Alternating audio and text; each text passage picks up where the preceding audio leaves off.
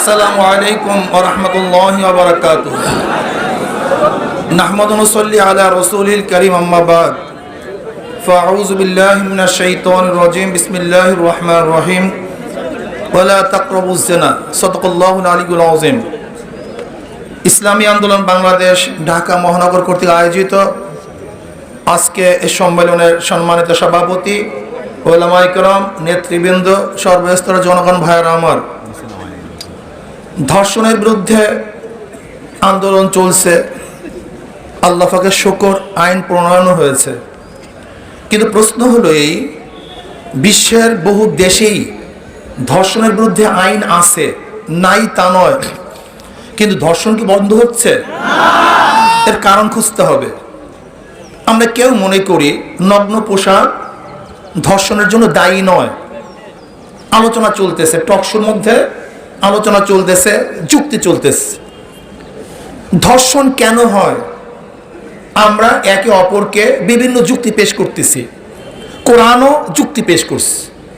আমি মনে করি বাংলাদেশ সরকারের উচিত একদল মনোবিজ্ঞানী তাদের মাধ্যমে গবেষণা ভিত্তিক কিসের জন্য ধর্ষণ হয় সে উদ্ঘাটন করে সেই পথকে বন্ধ করা।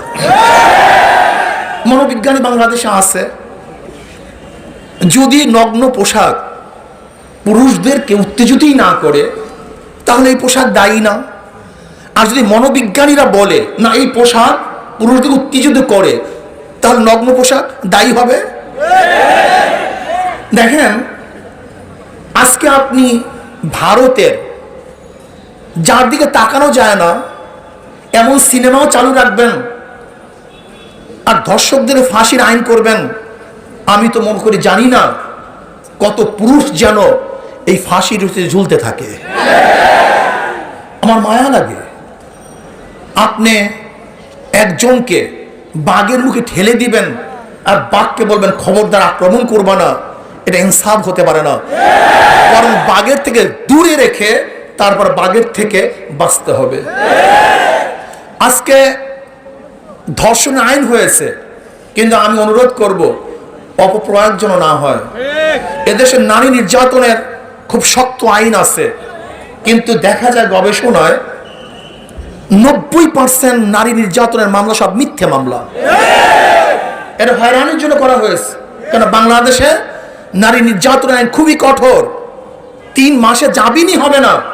এই কারণে দেখা যায় অধিকাংশ পুরুষের বিরুদ্ধে নারী নির্যাতন আইন দেওয়া হয়, মামলা দেওয়া হয়। এদিকে আমাদের সতর্ক থাকা চাই। শুধু তাই নয়, আমাদের দেশে ধর্ষণের বিরুদ্ধে আইন প্রণয়ন করতেছে, কিন্তু জেনার বিরুদ্ধে অবস্থার কি হবে? ব্যভিচারের কি হবে? আজকে অবৈধ সম্পর্কের কি হবে? আমাদের বক্তাগণ বক্তব্য দিয়েছেন, অনেক মন্ত্রী মিনিস্টাররা এমনভাবে বক্তব্য দেয় যাতে উৎসাহিত হয়। শুধু মন্ত্রী মিনিস্টাররা নয়, আমাদের দেশের প্রেসিডেন্ট পর্যন্ত বক্তৃতা দিয়েছে, তোমরা প্রেম করো, একটা প্রেম করো, বেশি প্রেম করিও না। আমাদের দেশের প্রেসিডেন্টের বক্তব্য। আমি চিন্তা করতে পারেন আমরা কোন দেশে বসবাস করি? আমাদের দেশের অবস্থা কি? আমাদের দেশের অবস্থা হলো, কোন এক ব্যক্তি, সে কে? মঈনুল ইসলাম সাহেব। সে হলো ইত্তেফাক পত্রিকার যে ব্যক্তি প্রতিষ্ঠিত করেছে, সেই মানিক মিয়া, তোফাজ্জল হোসেন মানিক মিয়ার ছেলে। আর তোফাজ্জল হোসেন মানিক মিয়াকে যে অনেকেই বলে ইত্তেফাক পত্রিকা না হলে এদেশে স্বাধীনতা আসতো না। নেপথ্যে মানিক মিয়া স্বাধীনতার কর্ণধার ছিল। শেখ সাহেব তাঁর কাছে বসে থাকতেন, অর্থায়ন করতেন, মানিক মিয়া বুদ্ধি দিতেন, পত্রিকায় ছাপা করতেন স্বাধীনতার পক্ষে হাজারো খবর। কিন্তু তার ছেলে ব্যারিস্টার শুধু একটা ইঙ্গিতবহ কথা বলার কারণে তাকে জেলখানায় পুঁতে দেওয়া হয়েছে। সেখানে দীর্ঘদিন পর্যন্ত তাকে থাকতে হয়েছে, নির্যাতিত হয়েছে সে। এইভাবে আপনি ধর্ষণ বন্ধ করবেন? এটা সম্ভব? এটা হয় না। কাজে ইসলাম কি বলছে ধর্ষণ বন্ধ করার ব্যাপারে, সেই বিষয় গবেষণা করা উচিত এবং ইসলামী আইন প্রণয়ন করা উচিত। এছাড়া জীবনে ধর্ষণ বন্ধ হবে না। আইন করেই বন্ধ করবেন? এদেশে চুরির কি আইন নাই? চুরি বন্ধ হয়েছে। ঘুষের আইন নাই? ঘুষ বন্ধ হয়েছে। খুনের আইন নাই? খুন বন্ধ হয়েছে? সন্ত্রাসের আইন নাই? সন্ত্রাস বন্ধ হয়েছে? নারী নির্যাতন আইন নাই? কিন্তু নারী নির্যাতন বন্ধ হয়েছে? হবে না, সম্ভব না, যতক্ষণ পর্যন্ত চরিত্র গঠন না করবেন। এর জন্য আমি বলবো চরিত্র গঠন করার ব্যবস্থা গ্রহণ করেন। আপনি মতিঝিল আইডিয়াল কলেজের থেকে নারীদের থেকে মহিলাদের ওড়না খুলে দিবেন আর আপনি ধর্ষণ বন্ধ করবেন, এটা কোনোদিন সম্ভব না। এরপর আসেন, আজকে সিলেটে থানায় নিয়ে আমার বাংলাদেশের জনগণকে হত্যা করা হয়েছে। রায়হান ছোট্ট একটা শিশু বাচ্চা, ও ক্রন্দন করতেছে, ও বড় হয় হয়তোবা ওর বাবাকে আর কোনোদিন বাবা বলে ডাকবে না। কিন্তু আমি প্রশ্ন করতে চাই, ওই শিশু বাচ্চার কি অন্যায় ছিল, কি দোষ ছিল, ওর বাবাকে কেন হত্যা করা হয়েছে? আমি মনে করি ওই রায়হানের বাবাকে হত্যা করা হয় নাই, বাংলাদেশের প্রত্যেকটা যুবককে হত্যা করা হয়েছে, প্রত্যেকটা নাগরিককে হত্যা করা হয়েছে, বাংলাদেশের হাজারো কোটি রায়হানের বাবাকে হত্যা করা হয়েছে। কাজেই বিচার করতে হবে। আজকে সেই কক্সবাজারে সেনাপতিদের এক সদস্যকে হত্যা করা হয়েছে, কিন্তু আজ পর্যন্ত কার্যকারী ভূমিকা আমরা দেখছি না। আবরার হত্যা হয়েছে, বাংলাদেশে অনেক আন্দোলন হয়েছে, সংগ্রাম হয়েছে, কিন্তু আবরারের খুনিরা আজ পর্যন্ত হাসতেছে, পরীক্ষা দিচ্ছে, কিন্তু ফাঁসির রশিতে এখনো ঝুলতে আমরা দেখি নেই। আপনারা দেখেছেন এই মাত্র গত সপ্তাহে মাগুরাতে শান্তিপূর্ণ এক মানববন্ধন, যেখানে ছিল না মিছিল মিটিং, যেখানে ছিল না কোনো খুন খারাপি, অত্যাচার, অবিচার, যাদের কাছে লাঠি ছিল না, না গজারি ছিল না, পিস্তল ছিল অবৈধ, সে আমাদের মিছিলের উপরে, সেই মানববন্ধনের উপরে মাগুরার ছাত্রলীগের সভাপতি আক্রমণ করেছে, রক্তাক্ত করেছে আমাদের ভাইদেরকে। বাংলাদেশে যারা ধর্ষণ বিরোধী আন্দোলন করেছে তাদের উপরে যারা আক্রমণ করেছে, আমি মনে করি তাদের উপর আক্রমণ করা হয় নাই, বরং ধর্ষণের পক্ষে তারা আক্রমণ করেছে। আপনারা দেখেছেন মাত্র 2 দিন আগে লালমোহন ফরাজগঞ্জ ইউনিয়নে হযরত মাওলানা তুফাইল আহমদ সাহেব, তিনি চেয়ারম্যান নির্বাচনে অংশগ্রহণ করেছেন। আওয়ামী লীগের দাবি কি ছিল? উড্ডয়ন করতে হবে, রাখতে পারবে না। সে বলছে কেন? এটা আমার অধিকার, নাগরিক অধিকার, আমি অবশ্যই থাকবো, আমি ক্যান্ডিডেট থাকবো, আমি নির্বাচন করব।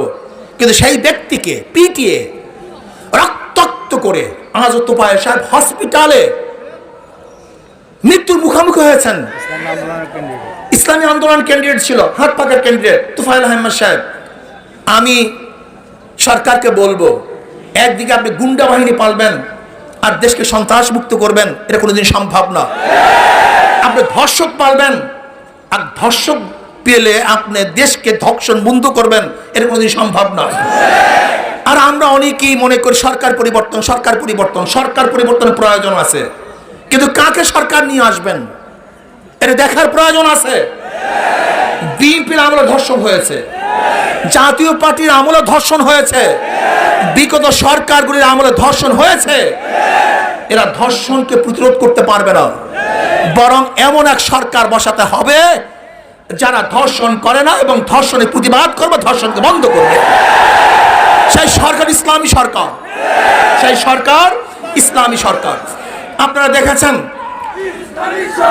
ঢাকা বিশ্ববিদ্যালয়ের ছাত্রলীগের সভাপতি তিনি ঘোষণা দিয়েছেন যে ধর্মভিত্তিক কোন সংগঠন ইউনিভার্সিটিতে তারা রাজনীতি করতে পারবে না।